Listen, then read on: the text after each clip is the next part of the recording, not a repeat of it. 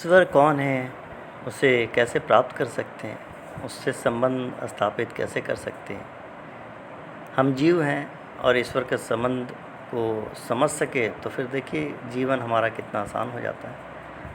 बस समझ का फेर है, कभी-कभी हम बड़ी-बड़ी बातों को तो ध्यान देते हैं, लेकिन छोटी-मोटी बातों को यूँ ही छोड़ देते हैं। हम सभी जानते हैं, मानते हैं कि ईश्वर है, लेकिन उसका अनुभव नहीं किया कभी, कभी उन्हें देखा नहीं, न जाना। कुछ लोग मानते भी हैं, कुछ लोग नहीं भी मानते हैं, जैसे आजकल के आधुनिक युग के वैज्ञानिक जो हैं, उन्हें नकारते हैं। लेकिन जितने भी पहले महान वैज्ञानिक हुए हैं, सभी ने ईश्वर के अस्तित्व को स्वीकार किया है। लोग ईश्वर को जानते नहीं हैं, इसीलिए उनकी मान्यताएं केवल विश्वासों पर ही टिकी हुई हैं, जिनमें से अधिकांश को हम अंधविश्वास कह सकते हैं। और अंधविश्वास आपको हमेशा ही अंधकार की ओर ही ले जा सकता है, प्रकाश की ओर हम कभी नहीं बढ़ सकते। तो फिर ईश्वर क्या है? उसे कैसे जानूं? कैसा है वो? उससे हम संबंध कैसे स्थापित कर सकते हैं? जब हम दुनिया में आए तो सबसे पहला संबंध हमारा माँ से हुआ। हम सभी जानते हैं कि माँ से ही हमारा संबंध जो है पहला हुआ। पिता तो जन्म के बाद होता है, लेकिन माँ ने यानी 9 महीने पहले ही हमें अपने पेट में रखा, तो इसलिए माँ से संबंध पहला हो जाता है। अब यदि ईश्वर की बात की जाए तो इस माँ से भी पहले हमारा संबंध उस ईश्वर से है। उसे आप माँ कह लें, पिता कह लें, भगवान कह लें, क्या फ़र्क पड़ता है? क्योंकि आत्मिक स्तर पर स्त्री पुरुष जैसा कोई अस्तित्व होता नहीं। इस जगत के संबंध में तो बनते बिगड़ते रहते हैं, लेकिन ईश्वर से हमारा शाश्वत संबंध है, हमेशा से रहा है।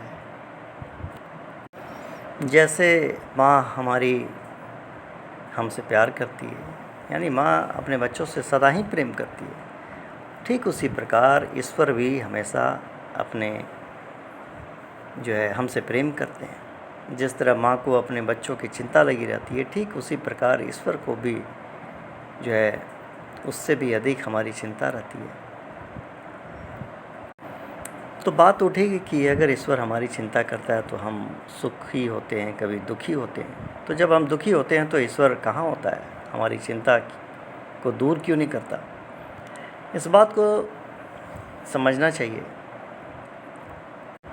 जैसे धरती पर माँ ठीक ईश्वर की तरह ही है, ईश्वर के समान ही उसका कर्म होता है। इंसान परेशान है, इसलिए तो वह ईश्वर से जो है कभी कभी रूठ जाता है। जब तक बच्चा माँ के पेट में रहता है तब तक उसकी हर परेशानी माँ की परेशानी होती है। माँ अपने बच्चे के लिए खाने पीने, उठने बैठने, सोने जागने तक की सभी बातों का ध्यान रखती है। वह अपनी इच्छाओं पर नियंत्रण रखती है। कहीं गलती से भी उसके पेट में बैठे बच्चे को कोई तकलीफ़ ना हो जाए। जो माँ खाती है उसी से उसे पोषण मिलता है। जैसे माँ पिता के गुण हैं उन्हीं को वह धारण भी करता है। लेकिन जब वह बाहर आकर धीरे धीरे बड़ा होने लगता है तो माँ से दूर होने लगता है। शुरू में माँ उसे बोलना सिखाती है, चलना सिखाती है, खिलाती है, पिलाती है। पिता उसे काम करना सिखाता है। लेकिन एक दिन दुनिया की मोह माया उसे इतनी प्रिय लगने लगती है कि एक समय के बाद वह माता पिता को भूल जाता है। कभी कभी तो वह बच्चा माँ को दुत्कार भी देता है और कभी प्रताड़ित भी करता है। ईश्वर भी इसी माँ की तरह है। जब तक हम ईश्वर के पेट में अर्थात उसमें स्थित रहते हैं तब तक हमारी परेशानी उसकी परेशानी होती है। उसे हमारी हमेशा चिंता लगी रहती है। जो भी उसकी शक्तियाँ हैं वो हमें व्याप्त रहती है। हमें उससे सीधा पोषण मिलता रहता है। लेकिन जैसे ही हम दुनिया में आते हैं धीरे धीरे संसारिक माँ की तरह उस ईश्वर रूपी माँ से भी दूर होते चले जाते हैं। और एक समय ऐसा आता है जब हम मकड़ी की तरह अपने ही बनाए हुए जाल में बुरी तरह से फंस जाते हैं।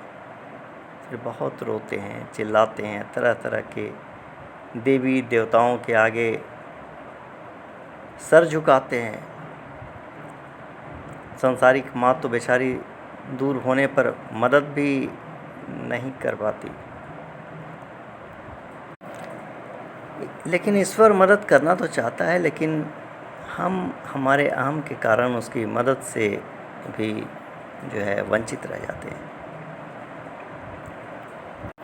देवी देवताओं की उपासना तो करनी चाहिए, लेकिन उनको जानकर, ईश्वर को जानकर करो।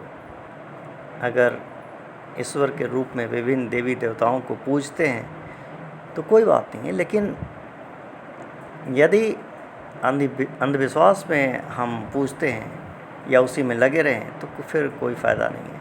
जिस तरह माँ को खुश करने के लिए आपको उसकी पूजा नहीं करनी होती, केवल प्रेम करना होता है, सम्मान करना होता है, आदर करना होता है। बस यही आपको ईश्वर के लिए करना है।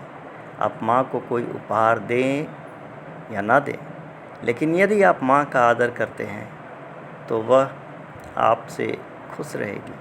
इसके विपरीत यदि आप दुनिया भर के उपहार लाकर रखते हैं और माँ को गालियाँ दें, उसका अपमान करते रहें, तो क्या वह खुश होगी? कभी नहीं होगी। बस यही समझना है, बहुत सरल है ईश्वर को समझना। यदि आप उसकी खुशी को देख सकें, यदि आप उसका सम्मान कर सकें, यदि आप उससे प्रेम कर सकें, यदि ईश्वर की खुशी को आप जानना चाहते हैं, उससे प्रेम करना चाहते हैं, तो सोचिए ईश्वर को क्या पसंद है। ईश्वर को वह सब पसंद है जो आपको दिल से पसंद है, जो आपको आत्मा से पसंद है।